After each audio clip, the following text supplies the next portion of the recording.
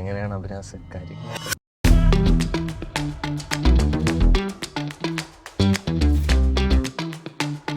Facebook എന്ന് പറയുന്ന ഒരു പ്രോഡക്റ്റ് ആർക്കും വന്ന് ഉപയോഗിക്കാൻ പറ്റും എന്നുള്ളതാണ്. പക്ഷേ അതിൻ്റെ ഒരു ഫിനാൻസ് സൈഡ് അങ്ങനെ ആരും അറിയണം എന്നില്ല എന്നുള്ളതാണ്.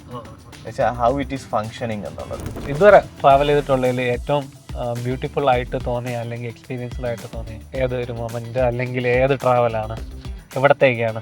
സിറ്റുവേഷന് പറ്റിയ തരത്തിലുള്ള ഒരു വീട്, അതുപോലെ തന്നെ ഫിനാൻഷ്യലി നമുക്ക് ഫീസിബിൾ ആയിട്ടുള്ള രീതിയിലുള്ള ഒരു വീട് എന്നുള്ളത് പറയുമ്പോൾ ഏത് കോൺസെപ്റ്റിലോട്ടുള്ള ഒരു വീടായിരിക്കും സജസ്റ്റ് ചെയ്യുന്നത്? വീട് എന്ന് പറയുന്നത് സംബന്ധിച്ചിടത്തോളം ഒരു ഡെഡ് ഇൻവെസ്റ്റ്മെന്റ് ആയിട്ട് തന്നെയാണ് ഞാനും കാണുന്നത്. കാരണം നമ്മളുടെ നാട്ടിലാണ് ഏറ്റവും കൂടുതൽ വീടിന് വേണ്ടിയിട്ട് ആൾക്കാർ ഫണ്ട് ചെലവാക്കുന്നത്. മതിലുകൾ കെട്ടുക എന്ന് പറയുന്നത് സംബന്ധിച്ചിടത്തോളം ഒരു ഭരണാധികാരിക്ക് അവരുടെ നാട്ടിലെ ജനങ്ങളോട് ട്രസ്റ്റ് ഇല്ല എന്നുള്ളത് ഒട്ടിച്ചു വെക്കുന്നതിന് തുല്യമാണ്.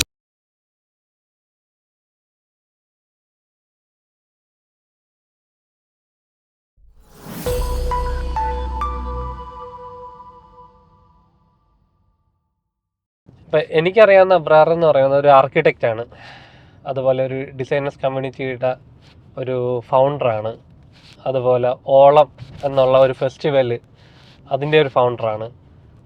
ഈ പറയുന്ന ആളാണ് എനിക്കറിയാവുന്ന വ്യക്തി, എൻ്റെ ഒരു ചൈൽഡ്ഹുഡ് ഫ്രണ്ടാണ്.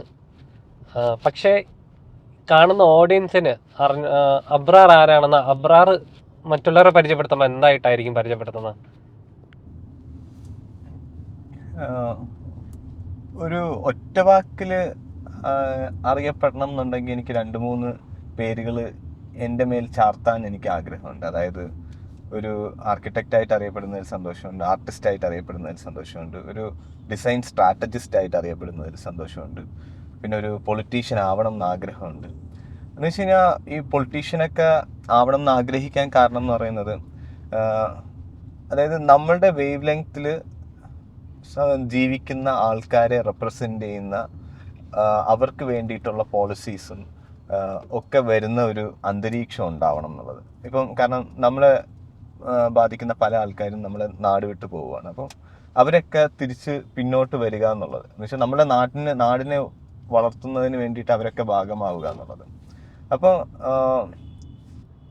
ഈ പറഞ്ഞ ഒരു കാര്യം എന്ന് പറയുന്നത് അതൊരു പൊളിറ്റീഷ്യൻ എന്നൊക്കെ പറയുന്ന ആ ഒരു ടോപ്പിക്കിലോട്ട് പോകുമ്പോൾ നാട് വിട്ടു പോകുന്നതിന് അതിന് ഒരുപാട് ഫാക്ടേഴ്സ് വരുന്നുണ്ട്, ഒരുപാട് എലമെന്റ്സ് വരുന്നുണ്ട്, അതിന് റീസൺസ് ഉണ്ട്. ഈ റീസൺസിന് സൊല്യൂഷൻസ് ആയിട്ടാണോ മനസ്സിലുണ്ടായിട്ടാണോ അങ്ങനെ ഒരു പൊളിറ്റീഷ്യൻ എന്നുള്ളൊരു തോട്ട് ഉള്ളത്, അതോ? തീർച്ചയായും. കാരണം അതിനൊരു സൊല്യൂഷൻ, അതിനെന്തായിരുന്നു പ്രോബ്ലം, എന്താണ് സൊല്യൂഷൻ? സൊല്യൂഷനേക്കാൾ ഉപരി എനിക്ക് തോന്നിയത് നമുക്കൊരു കൾച്ചർ എന്ന് പറയുന്നത് നമുക്ക് റീഡ് ചെയ്തെടുക്കാൻ പറ്റുന്ന ഒരു സാധനമാണ്. എന്നുവെച്ചാൽ നമ്മളുടെ നാട്ടിൽ എന്ത് തരം കൾച്ചറിലാണ് നമ്മൾ പോകുന്നത് പക്ഷെ അത് ശരിയോ തെറ്റോ എന്നുള്ളതിനേക്കാൾ ഉപരി നമ്മളുടെ ഒരു ഡിസൈനേഴ്സിന് വേണ്ടിയിട്ടുള്ള ഒരു കൾച്ചർ നമുക്കുണ്ടോ, അല്ലെങ്കിൽ ഡിസൈൻ കൾച്ചർ, അല്ലെങ്കിൽ ഡിസൈൻ അവയർനെസ്, ഡിസൈൻ ലിറ്ററസി നമ്മുടെ നാട്ടിൽ എത്രത്തോളം ആണ് ഉള്ളത് എന്ന് പറയുന്നത്. അപ്പം ഡിസൈൻ ലിറ്ററസി എന്തുകൊണ്ടാണ് വളരെ ഇമ്പോർട്ടൻ്റ് എന്ന് പറയാൻ കാരണം എന്ന് പറയുന്നത്, നമ്മളുടെ കേരള ആസ് സച്ച് ഇന്ത്യയിൽ നോക്കുമ്പോൾ ഒരു പ്രൈമറി ഡെവലപ്മെൻറ്റ് നമ്മൾ കൈവരിച്ചിട്ട് ഒരു സെക്കൻഡറി ഡെവലപ്മെൻറ്റിലോട്ട് പോകുന്ന ഒരു സ്റ്റേജിലാണ്. എന്ന് വെച്ച് കഴിഞ്ഞാൽ നമുക്കൊരു പ്രൈമറി എഡ്യൂക്കേഷൻ ഉണ്ട്, പ്രൈമറി ഹെൽത്ത് സെക്ടർ ഉണ്ട്, അത്യാവശ്യം നമുക്ക് ഒരു ബേസിക് ഇൻഫ്രാസ്ട്രക്ചേഴ്സ് എല്ലാം നമുക്ക് സെറ്റാണ്. പക്ഷേ നെക്സ്റ്റ് ലെവലിലോട്ട് പോകുന്ന സമയത്ത് വി നീഡ് ഡിസൈനേഴ്സ് എന്ന് പറയുമ്പം എന്താണ് ഡിസൈനർ, അല്ലെങ്കിൽ എന്താണ് ഡിസൈൻ എന്ന് പറയുന്ന ഒരു മേഖലയിൽ പലപ്പോഴും ഒരു കൺഫ്യൂഷൻ വരാറുണ്ട്. എന്ന് വെച്ച് കഴിഞ്ഞാൽ ഡിസൈൻ പലപ്പോഴും കാണുന്ന ഒരു എസ്തെറ്റിക് ആയിട്ട് കാണാറുണ്ട്. പക്ഷേ എസ്തെറ്റിക് മാത്രമല്ല, ചിലപ്പം ഫങ്ഷണാലിറ്റി ആണെന്ന് വിചാരിക്കാറുണ്ട്, ഫങ്ഷണാലിറ്റി മാത്രമല്ല പ്രോബ്ലം സോൾവിങ് ആണെന്ന് വിചാരിക്കാറുണ്ട്. അതുമല്ല, എല്ലാത്തിനേക്കാൾ ഉപരി ഡിസൈൻ എന്ന് പറയുന്ന ഒരു വാല്യൂ അഡീഷനാണ്. എന്ന് വെച്ചാൽ ഡിസൈൻ ക്യാൻ ബ്രിങ് വാല്യൂ എന്നുള്ളതാണ്. അവിടെയാണ് ഡിസൈൻ എന്ന് പറയുന്ന ഒരു ക്രിയേറ്റീവ് എക്കോണമി എന്ന് പറയുന്ന ഒരു സാധനമുണ്ട്. അപ്പം ക്രിയേറ്റീവ് എക്കോണമിക്ക് നമ്മുടെ GDP-യിലോട്ട് എത്രത്തോളം കോൺട്രിബ്യൂഷൻ കൊണ്ടുവരാൻ പറ്റും, അതിൽ ഡിസൈനേഴ്സ് എത്രത്തോളം ഇമ്പോർട്ടൻ്റ് ആണ് അത് ഉണ്ടാവുന്നത് എന്നുള്ളത്.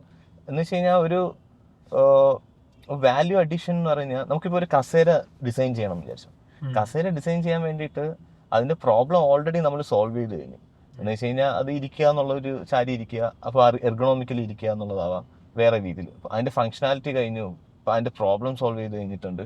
അതിൻ്റെ എസ്തെറ്റിക്കും നമ്മളിപ്പോൾ കുറേ ടൈപ്പ് ഓഫ് കസേരകളുണ്ട്, പക്ഷേ സ്റ്റിൽ വി ക്യാൻ ഡിസൈൻ കസേരകൾ എന്നുള്ളതാണ്. കാരണം നമുക്ക് വീണ്ടും വേറെ ഒരു value, what kind of value I can bring to this chair എന്നുള്ളത്. ഈ ഡിസൈനേഴ്സ് എന്നൊക്കെ പറയുമ്പോൾ എനിക്ക് തോന്നുന്നു ഒരു 10 വർഷം മുന്നെയാണ് ഈ ഡിസൈനേഴ്സ് കമ്മ്യൂണിറ്റി എന്ന് പറയുന്ന ഒരു കോൺസെപ്റ്റ് ആയിട്ട് നമ്മൾ സംസാരിച്ചിട്ടുള്ളത്.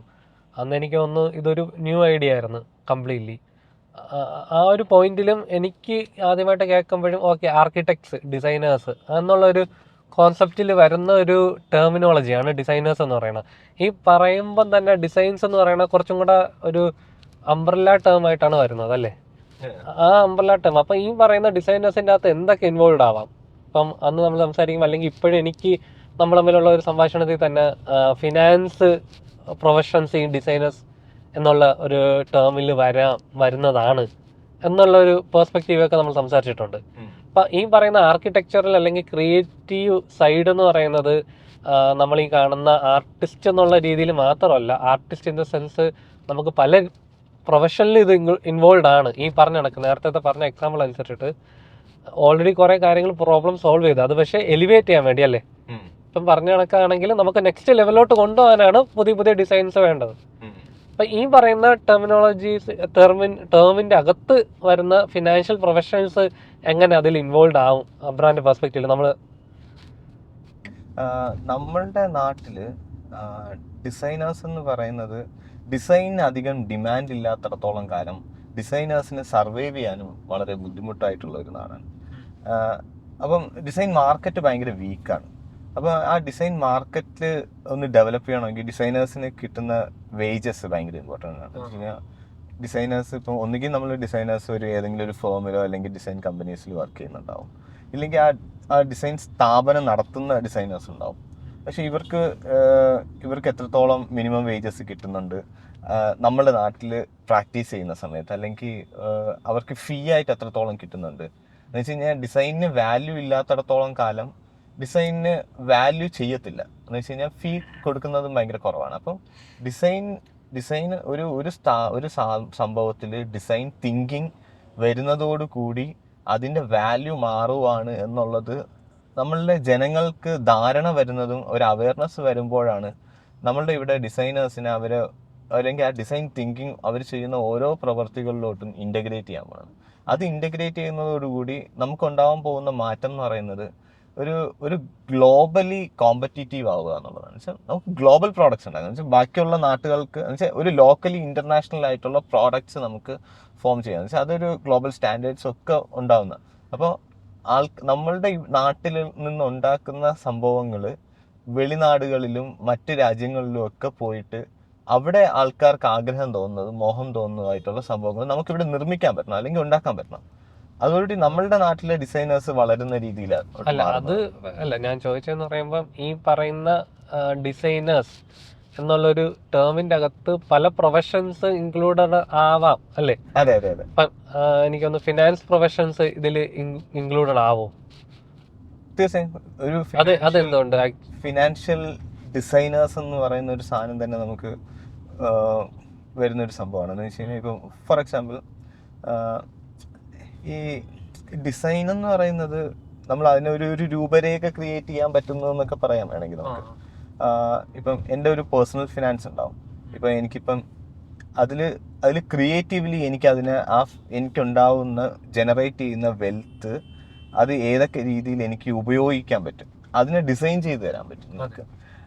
ഇപ്പം ഫോർ എക്സാമ്പിൾ ഇത്ര പെർസെൻറ്റേജ് ഇങ്ങോട്ട് പോവുക, അല്ലെങ്കിൽ ഇത്ര പെർസെൻറ്റേജ് നമ്മൾ അതിലോട്ട് സ്പെൻഡ് ചെയ്യുക, ഇത്ര പെർസെൻറ്റേജ് ഇങ്ങോട്ട് പോവുക.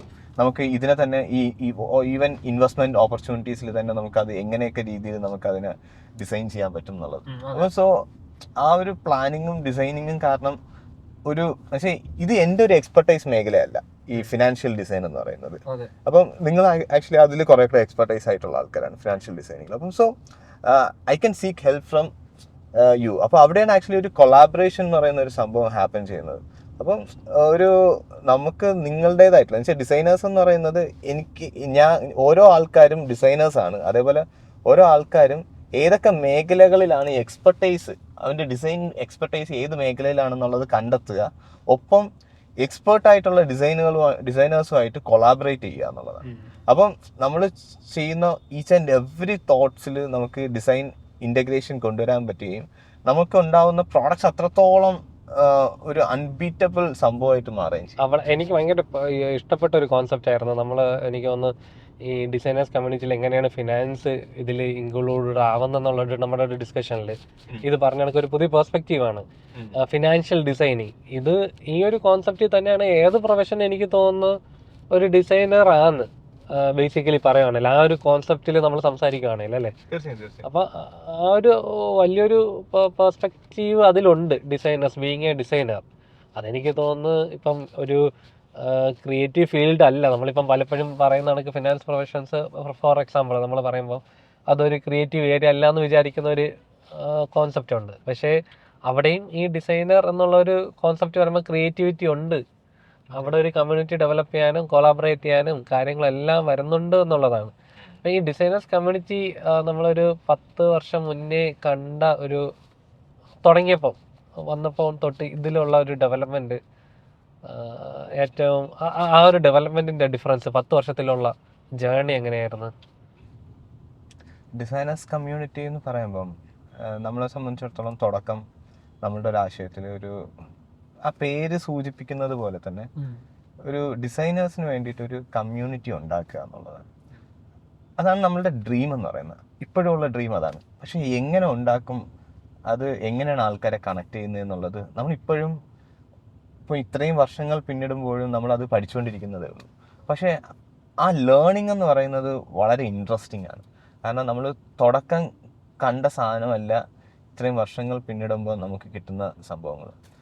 ഫോർ എക്സാമ്പിൾ പറയുകയാണെങ്കിൽ തുടക്കം ഒറ്റയ്ക്കൊറ്റയ്ക്ക് വരുന്ന ഒരു കൂട്ടം ആൾക്കാരുകളായിരുന്നു, അതായത് ഇൻഡിവിജ്വലായിട്ട് വരുന്ന ആൾക്കാർ. പക്ഷേ നമ്മൾ ഒരു ഗ്രാജുവലി കണ്ടതെന്ന് പറഞ്ഞു കഴിഞ്ഞാൽ ഇൻഡിവിജ്വലിസം ടു ഒരു കളക്ടിവിസം ഒരു ഫോർമാറ്റിൽ. കാരണം ചിലപ്പോൾ ഒരു 3-4 സ്ട്രേഞ്ചേഴ്സ് ആയിട്ടുള്ള ആൾക്കാർ ഡിസൈനേഴ്സ് കമ്മ്യൂണിറ്റിയിൽ വരുന്നു. ദേ form an other community or other collective or other companies. അപ്പോൾ അവർ ലൈക്ക് മൈൻഡഡ് ആയിട്ടുള്ള ആൾക്കാർ പരസ്പരം കണക്ട് ചെയ്യുന്നു, അവരൊരു സാധനം ഉണ്ടാക്കുന്നു. അപ്പോൾ അങ്ങനെ ഒരു മ്യൂസിക്കൽ കമ്മ്യൂണിറ്റി, ഓൺടർപ്രണേഴ്സ് കമ്മ്യൂണിറ്റി, അതേപോലെ മൂവി കമ്മ്യൂണിറ്റി, ഫാഷൻ കമ്മ്യൂണിറ്റി, അങ്ങനെ ഒത്തിരി സസ്റ്റൈനബിലിറ്റി കമ്മ്യൂണിറ്റി. അപ്പം ഒരുപാട് ഡിസിപ്ലിൻസിലും മേഖലകളിലും ഇൻട്രസ്റ്റ് ഉള്ള ആൾക്കാർ ഒരുമിച്ച് കൂടി ഓരോരോ കളക്റ്റീവ്സ് ഫോം ചെയ്തു. ഇപ്പം ഡിസൈനേഴ്സ് കമ്മ്യൂണിറ്റി എന്ന് പറയുമ്പോൾ ഈ കമ്മ്യൂണിറ്റീസിനെ അക്കോമഡേറ്റ് ചെയ്യാൻ പറ്റുന്ന ഒരു കമ്മ്യൂണിറ്റി ആയി മാറണം.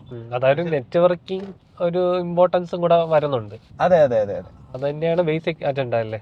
തീർച്ചയായും. കാരണം നമ്മളുടെ ഒരു ഹെൽത്ത് എന്ന് വെച്ചാൽ ഒരു ഹെൽത്തി മൈൻഡ് സെറ്റിന് ശരിക്കും ലൈക്ക് മൈൻഡഡ് ആയിട്ടുള്ള ആൾക്കാരെ കണ്ടുമുട്ടുക എന്ന് പറയുന്നത് വളരെ ഇമ്പോർട്ടൻ്റ് ആണ്. കാരണം എന്തിന് ഞാൻ ഡിസൈൻ ചെയ്യുന്നു, അല്ലെങ്കിൽ എന്തിന് ഞാൻ ഡിസൈനർ ആവുന്നു എന്നുള്ളതിനൊരു മോട്ടീവ് ഉണ്ടാവണമല്ലോ. ആ മോട്ടീവ് കണ്ടെത്തുക എന്ന് പറയുന്നത് ഭയങ്കര ഇമ്പോർട്ടൻ്റ്. അല്ലെങ്കിൽ നമ്മൾ കീപ്പ് ഓൺ മോട്ടിവേറ്റഡ് ആയിട്ട് ഇരിക്കുക ഡിസൈൻ ചെയ്യുന്നതിന് വേണ്ടിയിട്ട്. ഇപ്പൊ നിങ്ങൾ തുടങ്ങിയപ്പോൾ എത്ര പേരുണ്ടായിരുന്നു ഡിസൈൻസ് കമ്മ്യൂണിറ്റിയിലെ ഒരു മെമ്പേഴ്സ് എന്ന് പറയുന്ന രീതിയിൽ? ഇപ്പൊ എത്ര? 5 പേരായിട്ടാണ് തുടങ്ങുന്നത്. ഇപ്പൊ എത്ര പേര്? ഇപ്പൊ നമ്മൾ എനിക്കൊന്ന് ഇന്നലെ ഒരു ഓണം സെലിബ്രേഷൻ ഉണ്ടായിരുന്നു, അതിന് ഓൾമോസ്റ്റ് ഒരു 180 ആൾക്കാരോളം വന്നിരുന്നു, പാർട്ടിസിപ്പേറ്റ് ചെയ്തിട്ടുണ്ട്. അപ്പം ഇത് രസമാണ്. എന്ന് വെച്ച് കഴിഞ്ഞാൽ ഇപ്പൊ ഈവൻ ഒരുപാട് ആൾക്കാർക്ക് വരാൻ പറ്റിയിട്ടില്ല എന്നുള്ള ഒരു സംഭവം പറയുന്നുണ്ട്. സോ നമ്മളങ്ങനെ നമ്പേഴ്സിലോട്ടൊന്നും നമ്മളിങ്ങനെ ഇപ്പോഴും പോയിട്ടില്ല. ഇപ്പോഴും നമ്മളൊരു സ്റ്റഡി സ്റ്റേജിൽ തന്നെ ഇപ്പം ഒരു ഗിവിങ് ആണ്. എന്ന് വെച്ചാൽ വാട്ട് വി ക്യാൻ ഗിവ് എന്നുള്ളൊരു രീതിയിലാണ്. നമ്മുടെ ഡിസൈനേഴ്സ് കമ്മ്യൂണിറ്റിയിൽ ഒന്നും തരാനില്ല, എന്ത് കൊടുക്കാൻ പറ്റും എന്നുള്ള ഒരു മൈൻഡ് സെറ്റിൽ വരിക എന്നുള്ളതാണ് നമ്മൾ പറയുന്നത്. എന്നുവെച്ചാൽ ദാറ്റ് ഒരു കൾച്ചർ ഓഫ് ഗിഫ്റ്റിംഗ് എന്ന് പറയുന്ന ഒരു കൾച്ചർ തന്നെ ക്രിയേറ്റ് ചെയ്യുക. അതൊക്കെ വളരെ ഒരു ബേസിക് ആയിട്ടുള്ള സംഭവങ്ങളാണ്. ആ കൾച്ചർ ഓഫ് ഗിഫ്റ്റിംഗ് ഒക്കെ നമ്മളുടെ ഇതിലോട്ട് ഇൻ്റഗ്രേറ്റഡ് ആകുമ്പോൾ ഉണ്ടാകുന്ന ഒരു ഹാപ്പി ആയിട്ടുള്ള ഒരു കമ്മ്യൂണിറ്റി ബിൽഡ് ചെയ്യാം. ഈ ഡിസൈനേഴ്സ് കമ്മ്യൂണിറ്റിയുടെ ഇപ്പം ഈ പറഞ്ഞ ഒരു കോൺസെപ്റ്റ് എനിക്കൊന്ന് 10 വർഷം മുന്നേ പറയുമ്പോഴേ ഇതേ ഒരു വളരെ യുണീക്കായിട്ട് നമ്മൾ സംസാരിച്ചിട്ടുള്ള കാര്യങ്ങളാണ്. ഇന്ന് ഇതിനെ ഗ്രോ ചെയ്യാൻ വേണ്ടി ഇൻവെസ്റ്റ്മെൻറ്റ്സ് കാര്യങ്ങളൊക്കെ നോക്കിയിട്ടുണ്ടോ? എങ്ങനെയാണ് ഇതിൻ്റെ മുന്നോട്ടുള്ള ജേർണി, അതിൻ്റെ ഇൻവെസ്റ്റ്മെൻറ്റ്സ്, അതിൻ്റെ ബാക്കിയുള്ള കാര്യങ്ങൾ എങ്ങനെയാണ്, മാനേജ്മെൻറ്റ് കാര്യങ്ങളും? ലൈക്ക് നമ്മൾ ഈ കമ്മ്യൂണിറ്റി ബിൽഡ് ചെയ്യാന്ന് പറഞ്ഞു കഴിഞ്ഞാൽ നമ്മൾ എപ്പോഴും ആലോചിച്ചിട്ടുള്ളൊരു സംഭവം പലപ്പോഴും ഫേസ്ബുക്ക് നമ്മൾ എപ്പോഴും ഒരു റെഫറൻസ് ആവാറുണ്ട്. ഏത്? ഫേസ്ബുക്ക് ഒക്കെ ഫേസ്ബുക്ക്, ഇൻസ്റ്റാഗ്രാം അങ്ങനെയാണോ? അങ്ങനല്ല ഫേസ്ബുക്ക് ആ കമ്മ്യൂണിറ്റി ബിൽഡ് ചെയ്ത ഒരു രീതി ഓക്കെ. ഒരു ഫേസ്ബുക്ക് എന്ന് പറയുന്ന ഒരു പ്രോഡക്റ്റ് ആർക്കും വന്ന് ഉപയോഗിക്കാൻ പറ്റും എന്നുള്ളതാണ്. പക്ഷേ അതിൻ്റെ ഒരു ഫിനാൻസ് സൈഡ് അങ്ങനെ ആരും അറിയണം എന്നില്ല എന്നുള്ളതാണ്. ഹൗ ഇറ്റ് ഈസ് ഫങ്ഷനിങ് എന്നുള്ളത്. അപ്പം നമുക്ക് അത്രത്തോളം ഡിസൈനേഴ്സിന് കൊടുക്കാൻ പറ്റുന്ന സംഭവങ്ങൾ ഡിസൈനേഴ്സ് കമ്മ്യൂണിറ്റിയിൽ ഉണ്ടാവുക, ഡിസൈനേഴ്സ് വരിക എന്നുള്ളതാണ് ആക്കുന്നത്. അപ്പോൾ അതിൻ്റെ സംഭവങ്ങൾ, അപ്പോൾ അതിന് വേണ്ടിയിട്ട് നമ്മൾ കുറേ ഇൻവെസ്റ്റ്മെൻറ്റ് ഓപ്പർച്യൂണിറ്റീസ് ഒക്കെ നമുക്ക് വന്നിട്ടുണ്ടായിരുന്നു. അപ്പോൾ നമ്മൾ ഇതുവരെ ഒരു ഇൻവെസ്റ്റേഴ്സിനെ നമ്മൾ ഉള്ളിലോട്ട് കയറ്റിയിട്ടില്ല. എന്ന് വെച്ചാൽ നമുക്ക് നമ്മളുടെ വിഷനും ഒരു രീതിയിലും ഡൈല്യൂട്ടഡ് ആവാൻ പാടില്ല. സെയിം ടൈം വെച്ചാൽ നമ്മൾ കുറേ കൂടെ സ്റ്റേബിൾ ആയിട്ട് മാത്രം ആ ഇൻവെസ്റ്റ്മെൻറ്റ് ഓപ്പർച്യൂണിറ്റിയിലോട്ട് പോയാൽ മതി എന്നുള്ളൊരു സാധനം. എന്ന് വെച്ചാൽ still we need to work out something എന്നുള്ളൊരു സാധനം വരുന്നുണ്ട്. പക്ഷേ അത് ഐഡിയ ഒന്ന് കുറേ കൂടെ സോളിഡ് ആയി കഴിഞ്ഞ് കഴിഞ്ഞാൽ നമുക്ക് ഈസിലി നമുക്ക് മുന്നോട്ട് പോകാൻ പറ്റുന്ന രീതിയിലാണ്. അതെ, എനിക്ക് തോന്നുന്നു ഈ പറഞ്ഞ കണക്ക് എല്ലാം ഡിസ്ട്രിക്റ്റിൽ വേണമെങ്കിൽ എനിക്ക് തോന്നുന്നു ഇത് വർക്കൗട്ട് ചെയ്യാൻ പറ്റുന്ന കാര്യമാണ്. ഇപ്പം തിരുവനന്തപുരം, ട്രിവാൻഡ്രം മാത്രമാണല്ലോ ഇപ്പോൾ ഫോക്കസ് ചെയ്യുന്നത്. അത് വേണമെങ്കിൽ നമുക്ക് ഓരോ ഡിസ്ട്രിക്റ്റിൽ വൈസും നമുക്ക് പോകാൻ പറ്റുന്ന ഓപ്ഷൻസ് അല്ലേ ഇത്? നല്ലൊരു ഓപ്പർച്യൂണിറ്റി അല്ലേ? നമ്മളിപ്പം അറ്റ് സെയിം ടൈം നമ്മൾ ആലോചിക്കുന്ന ഒരു സംഭവം, ലണ്ടനിൽ നമ്മുടെ ഫൗണ്ടർ മെമ്പേഴ്സ് ആയിട്ടുള്ള തന്നെ അഭിഷേക് ഗോവിന്ദ് ഇപ്പം അവിടെയാണ് വർക്ക് ചെയ്യുന്നത്. അപ്പം സോ അവിടെ നമ്മൾ ഡിസൈനേഴ്സ് കമ്മ്യൂണിറ്റിയുടെ ഒരു സംഭവം വർക്ക് ചെയ്ത് തുടങ്ങിയിട്ടുണ്ട്. അതേപോലെ സെയിം ടൈം ദുബായിൽ നമ്മൾ ആലോചിക്കുന്നുണ്ട്. സോ ഒരു ഡിസൈനേഴ്സ് കമ്മ്യൂണിറ്റി എന്ന് പറയുന്ന ഒരു ഗ്ലോബലി വളർത്തുക എന്നുള്ള ഒരു സംഭവം ആലോചിക്കുന്നത്, ഒരു ഡിസൈൻ നൊമാഡ്സ് പോലെ. അപ്പം ഇവർക്ക് ലോകത്ത് എവിടെ സഞ്ചരിച്ച് കഴിഞ്ഞാലും ഡിസൈനേഴ്സ് കമ്മ്യൂണിറ്റി ഉണ്ടാവും, ആ കമ്മ്യൂണിറ്റി ഉണ്ടാവും. പക്ഷെ നമ്മളൊരു ട്രിവാൻഡ്രം ഒരു ഡിസൈനേഴ്സിന്റെ ഒരു ഗ്ലോബലി ഒരു ഡിസൈനേഴ്സ് ഹബ്ബാക്കി മാറ്റുക എന്നുള്ളത് നമ്മൾ ആഗ്രഹിക്കുന്നുണ്ട്. ഞാനിപ്പം ട്രിവാൻഡ്രം ഇപ്പം നല്ലൊരു നമുക്ക് ഏറ്റവും കൂടുതൽ ഗ്രോത്ത് ഓപ്പർച്യൂണിറ്റി ഉള്ള ഒരു സ്ഥലം കൂടെയാണ് ട്രിവാൻഡ്രം. പക്ഷേ എന്നിരുന്നാലും പല ആൾക്കാരും ഇപ്പം ഫേമസ് ആയിട്ടുള്ള അല്ലെങ്കിൽ ഡെവലപ്ഡ്, അതായത് ഒരു സ്റ്റേജിൽ, ഒരു പ്രൈമറി സ്റ്റേജിൽ നമുക്ക് ട്രിവാൻഡ്രത്ത് നിൽക്കാനും എടുക്കാനൊക്കെ നല്ല ഒരുപാട് ഇത് ആസ് ഓഫ് ഇപ്പോഴത്തെ സിറ്റുവേഷനാണ്. നമുക്ക് ഒരു പരിധിക്ക് മേളിൽ കമ്പനി വളരുമ്പം പിന്നെ ഈ പറയുന്ന കണക്ക് നമുക്ക് അതായത് നല്ല എംപ്ലോയീസ് അല്ലെങ്കിൽ നല്ല മെമ്പേഴ്സിനെ കുറച്ചും കൂടെ കമ്മ്യൂണിറ്റി ഡെവലപ്പ് ചെയ്യാൻ, കുറച്ചും കൂടെ പൊട്ടൻഷ്യൽ ആയിട്ടുള്ള ആൾക്കാരെ കിട്ടാൻ, ഇതൊക്കെ കിട്ടണമെങ്കിൽ നമുക്ക് ഈ പറഞ്ഞ കണക്കത്തുള്ള ബാംഗ്ലൂർ, മെട്രോ സിറ്റീസിലോട്ട് മാറേണ്ടി വരുന്ന അവസ്ഥകൾ നമ്മൾ കണ്ടിട്ടുണ്ട്. അത് പേഴ്സണലി ആയാലും അല്ലാതെ എനിക്ക് തോന്നിയിട്ടുണ്ട്. ടാലൻറ്റ് അക്വിസിഷൻ ആയാലും ബിസിനസ് ഓപ്പർച്യൂണിറ്റീസ് ആയാലും ഇതിന് ഒരുപാട് ലിമിറ്റേഷൻസ് ബീയിങ് ഇൻ ട്രിവാൻഡ്രം ഉണ്ട് എന്ന് എപ്പോഴെങ്കിലും തോന്നിയിട്ടുണ്ടോ? അതോ അങ്ങനെ പോകുന്നത് കൊണ്ടുള്ള ബെനിഫിറ്റ്? കാരണം ഈ പറഞ്ഞ ആൾക്കാർ ഇപ്പോൾ ഡിസൈനേഴ്സ് എന്ന് പറഞ്ഞാൽ ഇപ്പോഴത്തെ ആൾക്കാർ ഇവിടെ ഉള്ള ഓപ്പർച്യൂണിറ്റീസ് അല്ല. നാളെ ഡിസൈനേഴ്സ് കമ്മ്യൂണിറ്റി ഒരു ബാംഗ്ലൂർ തുടങ്ങുമ്പം അവിടെ വരുന്ന ആൾക്കാർക്ക് അല്ലെങ്കിൽ നിങ്ങളുടെ മെമ്പേഴ്സിന് തന്നെ കിട്ടുന്ന ഓപ്പർച്യൂണിറ്റീസ് വലുതാണ്. അവിടെ കുറച്ചും കൂടെ വലിയ സ്കെയിലിൽ നിങ്ങൾക്ക് ഹെൽപ്പ് ചെയ്യാൻ പറ്റും നിങ്ങളുടെ ഡിസൈനേഴ്സിന്, അല്ലേ? അപ്പം അവിടെ ആ ഒരു കോൺഫ്ലിക്റ്റ് വരുന്നുണ്ടോ? അപ്പം എനിക്ക് പലപ്പോഴും തോന്നിയിട്ടുള്ള കോൺഫ്ലിക്റ്റ് ആണ് പേഴ്സണലി. അത് നിങ്ങൾക്ക് തിരുവനന്തപുരത്ത് ആക്ച്വലി ടാലന്റ് പൂൾസ് എന്ന് പറയുന്നത് ഭയങ്കര കുറവാണ്. ആരും അങ്ങനെ സ്റ്റേ ബാക്ക് ചെയ്യാറില്ല. അതുമല്ല പുറത്തുള്ളവരെ നമുക്ക് ഇൻവൈറ്റ് ചെയ്യാൻ അവർ റെഡി ആവത്തില്ല വരാൻ. തീർച്ചയായും. കാരണം നമ്മൾ ഇപ്പം ഡിസൈനേഴ്സ് കമ്മ്യൂണിറ്റി ഒക്കെ ബിൽഡ് ചെയ്യുന്നതിന് മുമ്പ് നമുക്കുണ്ടായിരുന്ന ഒരു സ്ഥാപനമാണ് അർബണാൻസ് എന്ന് പറയുന്നത്.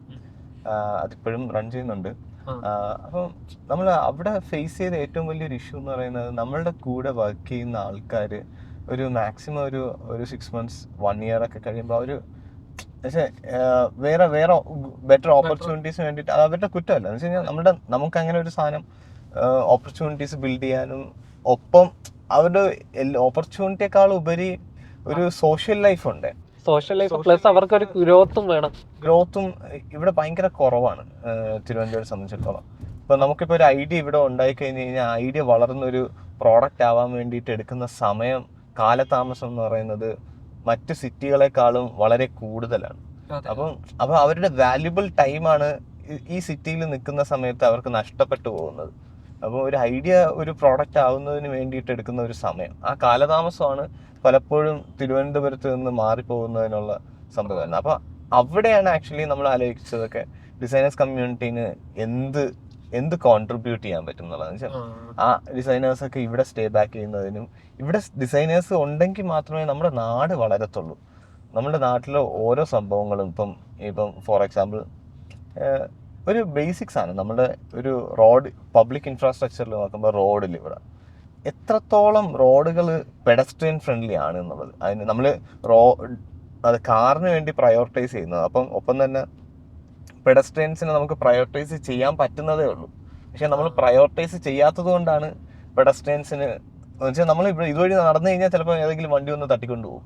അപ്പോൾ ആ രീതിയിലാണ്. അപ്പോൾ അത്രയും ഫ്രീ ആയിട്ട്. അപ്പം എത്രത്തോളം നമ്മളുടെ സിറ്റി എന്ന് വെച്ചാൽ നമ്മളുടെ ഒരു സിറ്റിയുടെ ഒരു ഹാപ്പിനെസ് ഇൻഡെക്സിൽ നോക്കുമ്പം നമ്മൾ എന്തെങ്കിലും അതിൻ്റെ പെർഫോമൻസ് എന്നുള്ള രീതിയിൽ നമ്മൾ മാർക്കിട്ട് തുടങ്ങുവാണെങ്കിൽ ഒരു സോഷ്യൽ ലൈഫിൽ ഹാപ്പി ആയിട്ട് ഒരു സോഷ്യൽ അറ്റ്മോസ്ഫിയറിൽ ജീവിക്കണം എന്നുണ്ടെങ്കിൽ നമ്മൾ നോക്കേണ്ട പാരാമീറ്റേഴ്സ് നോക്കുമ്പോൾ കുറേ സാധനങ്ങളിൽ നമുക്ക് മാർക്ക് കുറവായിട്ടേ വരും. അതെ, അത് ഇന്റർ കണക്റ്റഡ് ആണ് ഈ പറഞ്ഞ കണക്ക്. നമുക്ക് ഇങ്ങോട്ടും കിട്ടണം, അങ്ങോട്ടും കൊടുക്കണം. അതെ തീർച്ചയായും. അപ്പോൾ ഈ മറ്റേ KGF സിനിമയിലാണെന്ന് തോന്നുന്നു നമ്മൾ ഇടയ്ക്കിടയ്ക്ക് പറയുന്ന ഒരു ഡയലോഗാണ്, powerful people come from powerful places. അപ്പോൾ ഈ നേരത്തെ പറഞ്ഞ ഒരു കാര്യം തന്നെയാണ്. നമുക്ക് ഒരു ഐഡിയ അല്ലെങ്കിൽ നമുക്ക് ബിസിനസ് ഒരു ലെവലിലോട്ട് വളർത്തണമെങ്കിൽ ഇവിടെ ഒരുപാട് ലിമിറ്റേഷൻസ് വരുന്നുണ്ട്. അപ്പം ഈ ഒരു എക്കോസിസ്റ്റം, ഡിസൈനേഴ്സ് കമ്മ്യൂണിറ്റി കൊണ്ടുള്ള എക്കോസിസ്റ്റം, ആ ഒരു സൊല്യൂഷന് ഏതൊക്കെ രീതിയിൽ പ്രൊവൈഡ് ചെയ്യാൻ പറ്റുമോ, അതിൽ വരുന്ന ചലഞ്ചസ് എന്തൊക്കെയാണ്? അതല്ലെങ്കിൽ നിങ്ങൾക്കും ഒരു പരിധി കഴിഞ്ഞ് കുറച്ചും കൂടെ എസ്റ്റാബ്ലിഷ് ചെയ്യണമെങ്കിൽ നല്ല ഇതുപോലത്തെ സ്ഥലങ്ങളിലോട്ട് മാറേണ്ടി വരുമോ? അതിനെന്തെങ്കിലും എപ്പോഴെങ്കിലും ചിന്തിച്ചിട്ടുണ്ടോ? അതിനെ പറ്റിയല്ലോ ഡിസ്കഷൻ ചെയ്തിട്ടുണ്ടോ നിങ്ങൾ തമ്മിൽ ഇന്റേണലി വല്ലോ? നമ്മൾ ആലോചിക്കുന്ന സാധനങ്ങളിൽ ഡിസൈനേഴ്സ് ട്രാവൽ ചെയ്യണം എന്ന് തന്നെയാണ് പറയുന്നത്. ഡിസൈനേഴ്സ് ട്രാവൽ ചെയ്യണം. അതെനിക്ക് തോന്നുന്നു അത് പ്രത്യേക ടോപ്പിക്കാണ് ട്രാവലിംഗ് എന്ന് പറയുന്നത്. ഡിസൈനേഴ്സ് ട്രാവൽ ചെയ്യണം. കാരണം എന്ന് വെച്ചാൽ അവർക്ക് എപ്പോഴും അപ്ഡേഷൻസ് വേണം, റിയലൈസേഷൻസ് വേണം, പുതിയ സംഭവങ്ങൾ കണ്ടിരിക്കണം. എന്നുവെച്ചാൽ അവർ ഒരു ഐഡിയാസ് ഇങ്ങനെ ഇൻവെൻഷൻ നടക്കണം ഉള്ളിൽ. എന്നാൽ മാത്രമേ അത്രത്തോളം ഫ്രഷ് ആയിരിക്കണം മൈൻഡ്. എന്നാൽ മാത്രമേ നല്ല ഡിസൈൻസ് ഉണ്ടാവത്തുള്ളൂ. അപ്പോൾ അതിന് ഒരു സ്റ്റാഗ്നൻസ് പ്ലേസിൽ പോയി കഴിഞ്ഞ് കഴിഞ്ഞാൽ അവരുടെ മനസ്സും ഭയങ്കര സ്റ്റാഗ്നൻ്റ് ആയി പോകും. അപ്പോൾ ആ ഒരു എവല്യൂഷൻ കിട്ടുന്നതിനും അപ്ഡേഷൻ കിട്ടുന്നതിനും ഒക്കെ ഉള്ളൊരു എൻവയോൺമെൻ്റ് ആണ് ഭയങ്കര ഇമ്പോർട്ടൻറ്റ്. അപ്പോൾ അതിൽ ഇതൊരു ഒരു ഫ്ലോട്ടിങ് ചെയ്ത് പോകുന്ന ഒരു സ്പേസ് ആയിരിക്കും. ഇങ്ങനെ കുറേ ഡിസൈനേഴ്സ് വന്നും പോയും ഒക്കെ ഇരിക്കുന്ന ഒരു സ്പേസാണ്. എനിക്കൊന്ന് ആ ടോപ്പിക്കിലോട്ട് വരാൻ കറക്റ്റ് തന്നെ കിട്ടി. ഏറ്റവും കൂടുതൽ ട്രാവൽ ചെയ്യണം എൻ്റെ പരിചയത്തിൽ, എൻ്റെ ഒരു സർക്കിളിൽ ഏറ്റവും കൂടുതൽ ട്രാവൽ ചെയ്യുന്ന ഒരാളുമാണ് അബ്രാർ, അല്ലെങ്കിൽ നിങ്ങളുടെ ഒരു ടീം. അത് എത്രത്തോളം കണ്ടിന്യൂസ്? എനിക്കൊന്ന് എല്ലാ മാസവും മിനിമം ഒരു 1 to 2 ട്രാവൽ നിങ്ങൾക്കുണ്ട് എന്നുള്ളതാണ് എനിക്ക് മനസ്സിലാവുന്നത്. എപ്പം വിളിച്ചാലും അവൈലബിൾ അല്ല. മോസ്റ്റ്ലി ട്രാവലിൽ ഇൻവെസ്റ്റ് ചെയ്യുന്ന ഒരാളാണ്. ഒരിക്കൽ എനിക്ക് തോന്നുന്നു ട്രാവലിനെ പറ്റി സംസാരിക്കുമ്പോൾ തന്നെ ആ കോസ്റ്റ് നിങ്ങളുടെ ഒരു ഇൻവെസ്റ്റ്മെൻ്റ് ആണ്, ബിസിനസ് ഇൻവെസ്റ്റ്മെൻ്റ് ആണ്. അതിൻ്റെ ഒരു പെർസ്പെക്റ്റീവ് മറ്റുള്ളവർക്ക് അത് പക്ഷേ അങ്ങനെയല്ല കാണുന്നത് പലരും.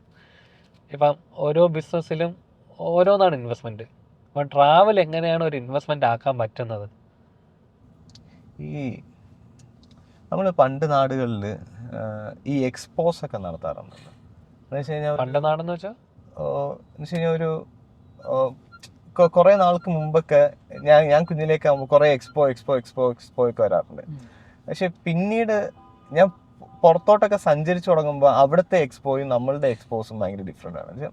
ഈ എക്സ്പോ നടത്തുന്നത് എന്തിനാന്ന് പറഞ്ഞു കഴിഞ്ഞാൽ ഒരു എക്സ്പോഷർ കൊടുക്കാൻ വേണ്ടിയിട്ടുള്ളതെന്നാണ് ഞാൻ മനസ്സിൽ കാണുന്നത്. എന്ന് വെച്ച് കഴിഞ്ഞാൽ ഒരു പുതിയ സംഭവങ്ങളെ ആൾക്കാരിലോട്ട് പരിചയപ്പെടുന്നതും ഒക്കെയാണ്. അപ്പം ഇതേപോലെ തന്നെയാണ് ഈ എക്സ്പോഷറിന് വേണ്ടിയിട്ട് തന്നെയാണ് നമ്മൾ യാത്ര ചെയ്യുന്നത്. എന്ന് വെച്ച് കഴിഞ്ഞാൽ ഓരോ നാടുകളിൽ പോകുമ്പോഴും ആ നാടുകളിലുള്ള കൾച്ചർ ഭയങ്കര ഡിഫറെൻ്റ് ആണ്. ഡ്രസ്സിങ് സ്റ്റൈൽസ് ഡിഫറെൻ്റ് ആണ്. അവരുടെ സംസാര രീതികൾ ഭയങ്കര ഡിഫറെൻ്റ് ആണ്. ഒരുപാട്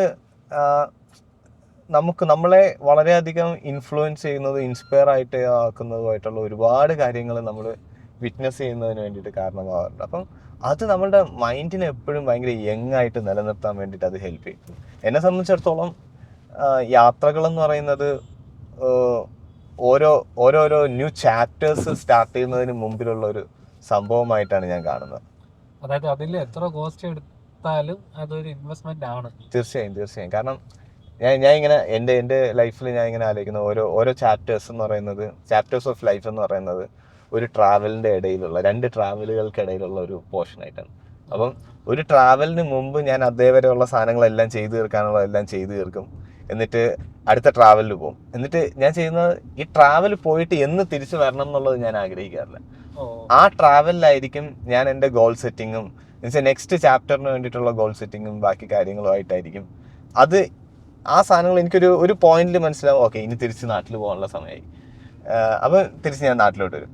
അപ്പം basically I am rooted to Trivandrum, but I would like to branch out വേറെ സ്പേസസിലോട്ടും വേറെ സിറ്റീസിലോട്ടും. അപ്പോൾ അവിടെ നിന്നൊക്കെ ഉള്ള നല്ല നല്ല സാധനങ്ങളൊക്കെ നമ്മളുടെ നാട്ടിലോട്ടും ഒക്കെ കൊണ്ടുവരിക.